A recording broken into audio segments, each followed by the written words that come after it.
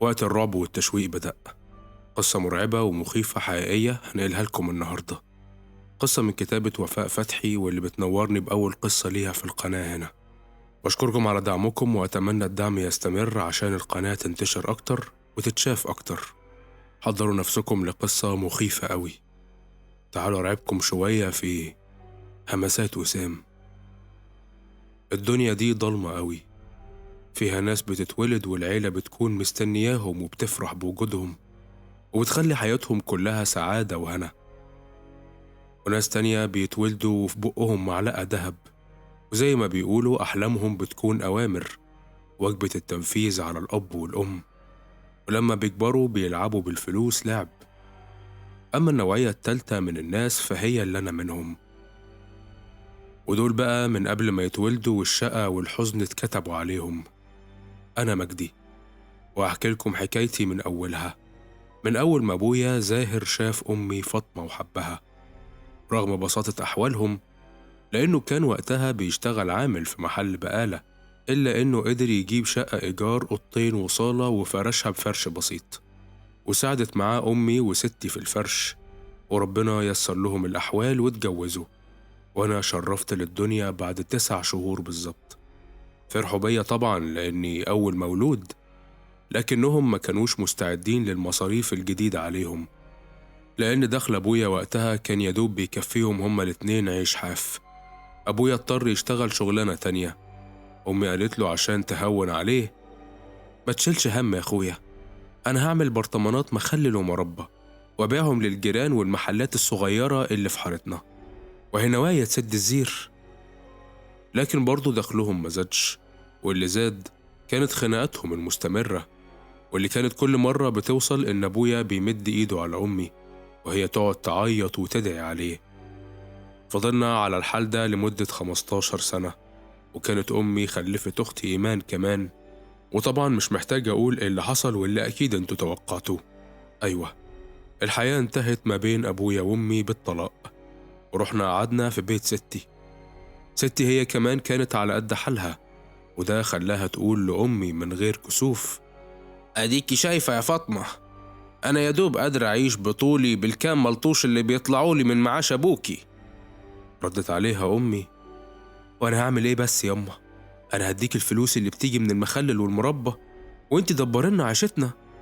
اللي بتقوليه ده ما ينفعش، إنتي لازم لك راجل يصرف عليكي وعلى أولادك.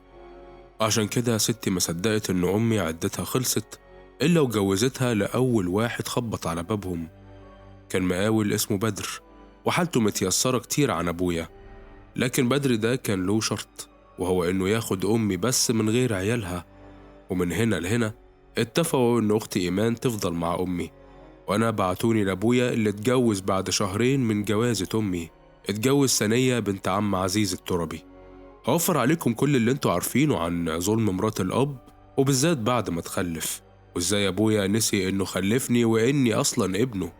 طبعا الضرب والإهانة اللي كانت بتتعرض له أمي زمان بقى من نصيبي أنا دلوقتي. كنت نايم على الكنبة في الصالة زي عوايدي، وصحيت على زعيق ثانية وإيديها اللي عمالة تزغط فيا وهي بتقول: هتفضل نايم للظهر يا سي مجدي ولا إيه؟ ولا تكونش فاكرني الخدامة اللي أبوك اتجوزها عشان تخدمك؟ فتحت عيني بصعوبة وقلت لها: سيبيني أنام شوية يا خالتي، ده أنا نمت امبارح على الساعة 1 بالليل بعد ما عملتلك كل طلباتك. طلباتي؟ طلباتي إيه عن أمك؟ دي طلبات البيت اللي أنت وأبوك عايشين فيه. يلا قوم فز، عندنا مشوار مهم. سألتها: هنروح فين؟ لقيتها قلعت شبشبها وفضلت تضرب فيا وهي بتقول: انت لسه بتسأل وانت نايم؟ قوم، قامت قيامتك. نزلت من على الكنبة جري ودخلت الحمام، رشيت على وشي شوية مية ووقفت قدامها وقلت لها: أنا جاهز أهو. أخدت هي أخويا محمد ومفتاح البيت وقالت لي: هات الشنطة اللي فيها لبس أخوك وحاجته وتعالى ورايا. نور الصبح كان يدوب بيشقشق، والجو برد جدا، وجتتي بتتنفض. ما أنا ما عنديش غير غيارين بلبسهم صيف شتاء، بس في الشتاء بلبس عليهم شرز صوف خفيف ومقطع من كل ناحية. مشيت ورا مرات أبويا لحد بيت أمها اللي بعدنا بمحطة، وأول ما دخلنا والست أم ثانية شافتني إلا وقالت لبنتها: يا ما جاب الغراب لأمه، ايه اللي انتي سحباه معاكي ده بوشه اللي بيقطع الخميرة من البيت؟ مش انتي ياما اللي قلتيلي ان شقتك زي الزفت وعايزة تنضفيها؟ ايوه، لكن جبت الواد ده معاكي ليه؟ ما هو اللي هينضف، وانا هخلي بالي من محمد ابني، وهو هيعرف. ما تقلقيش، ده زي القرد، ولو شغله ما عجبكيش هخليه يعيده من الاول. وبصت لي وقالت لي: سمعت انا قلت ايه؟ يلا بقى اتفضل ابدأ تنظيف، وعايزة الشقة دي تبرق. وادتني فوط التنظيف ومقشة وجاروف وجردة المسح، واشتغلت. وقعدت ثانية وامها يفطروا، محدش عبرني بلقمة. ولما قلت لهم انا جعان، ثانية حطت لي طعمياية واحدة في رغيف وقالت: انت ما بتشبعش اكل؟ هو انا مش عملت لك سندوتش جبنة بالليل؟ بس ده كان امبارح، وانا لازم افطر عشان اقدر اشتغل.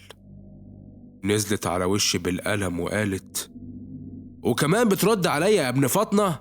اطفح الرغيف اللي معاك ده يكشي يطمر فيك. أكلت وكملت شغلي اللي ثانية خلتني أعيده 3 مرات، ده غير كوم الغسيل اللي غسلته، والسجاجيد اللي زي الزفت اللي دعكتهم بالفرشة، لدرجة إني ما بقتش حاسس بصوابع إيديا بسبب المية الساقعة اللي أنا شغال بيها من أول اليوم. الليل دخل وطلبات ثانية وأمها مش بتخلص، وأنا تعبت. عشان كده لما قالت لي: ادخل اغسل المواعين اللي في المطبخ والبوتاجاز وبعدها امسح الارض، اعترضت وقلت لها: خلاص بقى، انا مش قادر. لقيتها بتبرق لي بعينيها وبتمسكني من شعري وتقول: انا هعرفك ازاي تقول لي لا. ونادت على امها وقالت لها: خلي بالك من محمد ياما، انا هخطف رجلي لابويا وراجع تاني. عم عزيز ابو ثانية كان شغال تربي في ترب الغفير اللي كانت قريبة من بيتهم، عشان كده ركبنا توك توك مسافة شارعين ونزلنا. ثانية كانت بتجرجرني شوية من شعري وشوية من هدومي. أبوها لما شافني قدامه سألها: إيه اللي جابك هنا يا ثانية؟ الواد ده مغلبني يابا وعايز أربيه. يعني عايزة إيه؟ عايز أرميه في أي تربة هنا. أنا سمعت كده وفضلت أعيط وأقول لها: لا لا لا، بالله عليك يا خالتي بلاش تنزليني في التربة، أبوس إيدك يا عم عزيز بلاش. وطيت على إيده وبوستها، ومتوقعتش إنه يعمل فيا كده، لكن قلبه كان قاسي أكتر من بنته. ولقيته بيشدني من إيدي على تربة مفتوحة وبيقول: من حظه إن لسه دافن جثة من ربع ساعة، وكنت هقفل باب التربة. أنا فضلت أصوت وأحاول أثبت رجلي في الأرض وما أروحش معاه. لقيته قام شايلني وقال لبنته: هات الحبل المرمي هناك ده. ولما أخده ونزل التربة وهو لسه شايلني، ولما وصلنا تحت لقيت الجثة اللي كان بيتكلم عليها ملفوفة في كفنها ووش الراجل باصص ناحيتنا. صوتي عالي أكتر وأكتر لدرجة إنه راح من كتر الصريخ. عزيز الكلب ده نزلني على الأرض وربط رجليا وإيديا بالحبل ومشي. حاولت أمسك في جلابيته وأنا بقول: بالله عليك، بالله عليك ما تسيبنيش هنا يا عم عزيز، أنا خلاص حرمت وهسمع كلام خالتي ثانية. لكن الراجل ضربني برجله في وشي وطلع وقفل باب التربة بالحجر، وبقيت قاعد في ضلمة القبر وضلمة الليل، منهم لله ثانية وأبوها. قلبي اتخلع من مكانه وعيني نشفت ومبقاش فيها دموع. حاولت أقرأ الفاتحة والصور القصيرة اللي أنا كنت حافظها، لكن من الرعب اللي كنت فيه ما لقيتش منهم ولا حرف في دماغي، وده زود إحساسي بالخوف.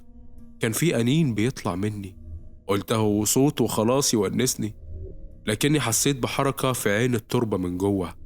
ولما عيني اتعودت على ضلمة المكان لقيت في ركن من الأركان واحد قاعد ومقرفص، ولما بصلي اترعبت أكتر.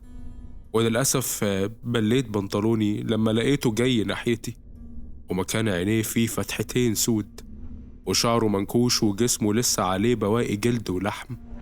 كانت بطنه مفتوحة وفي حاجات نازلة منها وطالع منه ريحة نتنة وطلع منه ريحة نتنة. قعد قدامي من غير ما يتكلم. ده كان كتير عليا قوي وما قدرتش استحمل. قلبي كان هيقف من منظره، ومش عارف بقى هل أغمى عليا ولا مت. لكني لما فقت بعد شوية عرفت إني مع الأسف لسه عايش، والشيء اللي جاء قاعد جنبي لسه قاعد وبيبصلي برضه. ربنا ألهمني أقرأ الفاتحة بعد ما افتكرتها. قلت يمكن الشيء ده ينصرف بعيد عني، لكنه للعجب بدأ يقراها معايا. ولما خلصنا اتشجعت وسألته: انت مين؟ قرب عليا ومسك ايدي بايده اللي كانت عبارة عن عظم ولكنها كانت باردة زي التلج. لقيت جسمي كله اتخشب وصوتي رجالي وفضلت أصوت، وحسيت بشعر جسمي كله بيقف. لكن الشيء ده فضل ماسك إيدي ومد إيده التانية وحط في إيدي حاجة. لما لقيت إن مفيش فايدة من الصويت وفرت صوتي ومجهودي، خصوصا إن الشيء ده ساب إيدي ورجع يبصلي من تاني. فتحت إيدي أشوف حط فيها إيه، لقيته حط بلية من اللي بنلعب بيها في الشارع. استغربت وقلت أسأله يمكن يرد عليا، فقلت له بصوت بيترعش: انت تعرفني؟ هز راسه وقال بصوت مبحوح زود من رعبي: ايوه. قلت له: طيب انت مين؟ انا شادي، كنت ساكن في نفس الحارة اللي انت ساكن فيها. افتكرته، لعبت معاه مرة في الشارع لما خرجت مرات ابويا وسابتني بره البيت، لانها ما بتحبش تسيبني في البيت لوحدي احسن اسرق حاجتها، واهي اي حجة وخلاص عشان ترميني بره البيت. ساعتها كان شادي بيلعب بلي واداني واحدة وعلمني بيتلعب ازاي. انا فاكر اني حبيته واتفقنا وقتها اننا نبقى اصحاب، لكني ما شفتهوش من بعدها. وساعتها سألته: انت انت رحت فين؟ انا كنت بدور عليك، وايه اللي جابك هنا؟ في يوم وانا بشتري حاجة لأمي لقيت شوال بيتحط عليا وواحد شالني وركبوني توك توك، وفضل مكتفني وحاطط ايده على بقي، ولما وقفنا شالني وجابني الترب هنا.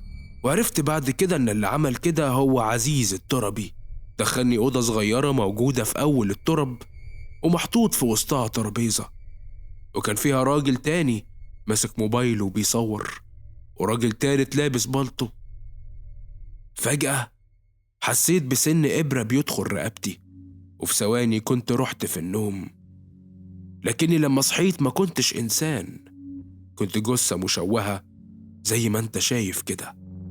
وأخدوا عيني وفتحوا بطني وأخدوا كليتي وكبدي وكل أعضائي. وعرفت بعد كده إنهم صوروا فيديو وهم بيموتوني وبياخدوا الأعضاء دي وعرضوه على حاجة اسمها دارك ويب، وبعدها الراجل اللي لابس بالطو أبيض هو اللي أخد أعضائي وباعها. قلت له: انت عرفت كل ده ازاي بعد ما مت؟ وهم عملوا اللي عملوه ده مع عيال تانية، وكنت بشوفهم وبحاول أحذرهم لكن ما عرفتش. يمكن قدرت أتكلم معاك انت عشان بحبك. يعني مش هتأذيني؟ أذيك ليه؟ انت ملكش حيلة زيي. أنا عايز المجرمين ياخدوا جزائهم وانت هتساعدني في كده. يعني هنعمل ايه؟ أنا حكيت لك الحكاية وانت ممكن تحكيها للبوليس. افرض ما صدقونيش، أنا هكون معاك خطوة بخطوة وهعرف ازاي أخليهم يصدقوا. قال كده ورجع مكانه في ركن التربة وبعدها اختفى. وأنا حسيت بالخوف الشديد مرة تانية، والعجيبة إني كنت متونس بشبح شادي. سكوت رهيب في التربة وبره التربة، وحتى الكلاب اللي كانت بتونس وحدتي بصوتها بطلت تنبح. غمضت عيني، قلت أنام شوية عشان الوقت يعدي. لقيت حاجة خشنة بتلمس رجلي. صوتت وحاولت أبعد عن المكان اللي أنا قاعد فيه، لكن وأنا بتحرك عرفت إن اللي لمس رجلي كان كفن الجثة الجديدة. مش عارف إن كان حقيقي ولا بيتهيألي، لكني شايف عين الجثة مفتوحة وعمالة تراقبني. سمعت أصوات غريبة جاية من باقي الجثث، وصوتها فضل يعلى ويعلى لحد ما ملا وداني. حطيت إيدي على ركبي وحطيت عليها راسي ورحت في النوم غصب عني بسبب تعبي والأشغال الشقة اللي اشتغلتها في شقة أم سنية. فتحت عيني على ضوء شديد دخل التربة. من شدتها غمضت عيني تاني وسمعت صوت عزيز نازل وبيقول: اتعلمت الأدب ولا لسه يا ابن فاطمة؟ رفعت راسي وبصيت له، لقيته رجع لورا كأنه شاف عفريت. اتفاجئ وشهق بذهول. مش عارف كان فيا ايه اللي خلاه يتخض بالشكل ده. فك الحبل من ايدي ورجلي بسرعة وشدني عشان امشي وراه، لكني ما كنتش قادر اصلب طولي. عشان كده شالني وخرج من التربة وحطني في توك توك واقف بره، وكانت قاعدة فيه سنية اللي أول ما شافتني صرخت وقالت لأبوها: ايه اللي حصل له ده يابا؟ اكيد من الرعب اللي شافه جوه. ده شعر راسه كله بيض وحواجبه كمان. هقول ايه لابوه لما يرجع من شغله في الفيوم النهارده؟ عدي على الصيدليه واشتري كيس حنه سودا وحنيله شعره وحواجبه واكليه لقمه عشان يقدر يقف على حيله. يلا يلا توكلوا على الله. رجعنا البيت بعد ما اشترت صينيه الحنه وعملتها وحطتها لي، وبعدها حطت لي شويه باميه ورغيف عيش ومعلقتين رز. اول مره تحط لي كميه الاكل دي كلها. هي مش كتير بس على الأقل أكتر من اللي متعودة تقدمهولي.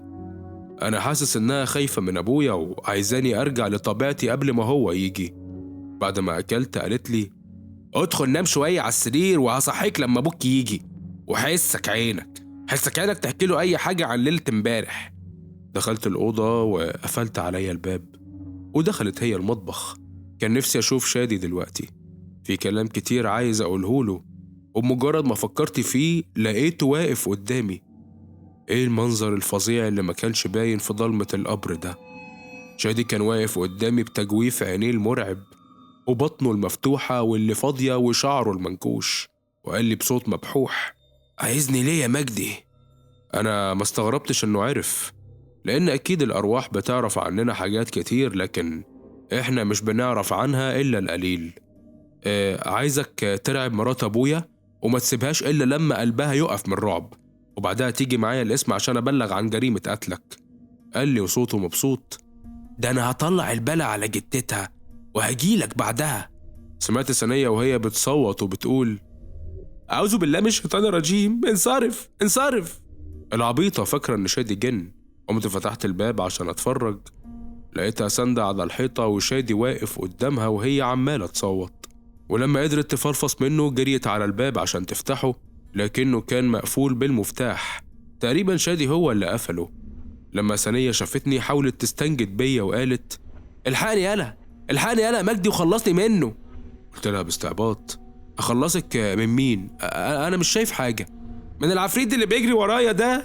تعالى يا ولا. أنا مش شايف حاجة، بس ده يمكن يكون روح طلعت معايا من التربة وعايزة تنتقم منك على اللي عملتيه معايا. في الوقت ده كان شادي مسكها من رقبتها وبيضغط عليها وهي وقعت على الأرض مغمى عليها.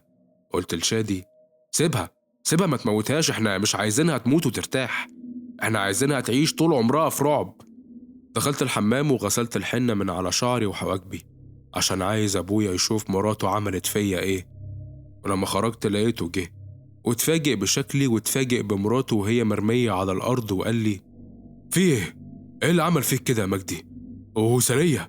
وثانية مين اللي موتها؟ حكيت له الحكاية كلها قبل ما تفوق ثانية وتشوش عليا بكتبها، وأبويا كان بيسمع وهو فاتح عينيه على الآخر من اللي بيسمعه. وبعدها سألني يعني عزيز هو اللي قتل شادي؟ أيوة، وشادي بيقول إن الفيديو اللي اتصور موجود على موبايل عزيز، هو وفيديوهات تانية كتير، وعايزنا نبلغ عن عزيز وعصابته. أبويا أخدني في حضنه لأول مرة من سنين وقال لي وهو بيطبطب عليا حقك عليا يا مجدي يا ابني، جري ورا لقمة العيش خلاني أهمل فيك وما شوفش اللي ثانية كانت بتعمله معاك. يلا بينا على القسم، ولما نرجع هشوف شغلي مع الولية دي. وفعلا أبويا حكى كل اللي سمعه مني للشرطة.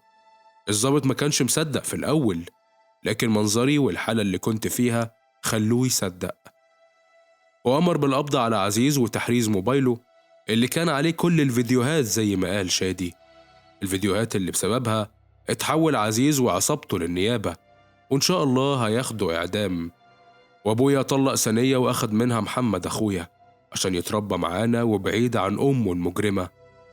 وشادي اختفى خالص من حياتي وما بقيتش أشوفه، والحمد لله رجعت تاني لمدرستي ودراستي، وأنا دلوقتي في آخر سنة في كلية تجارة، ومحمد أخويا في الثانوية العامة. وربنا يبارك في أبونا ويمدلنا في عمره.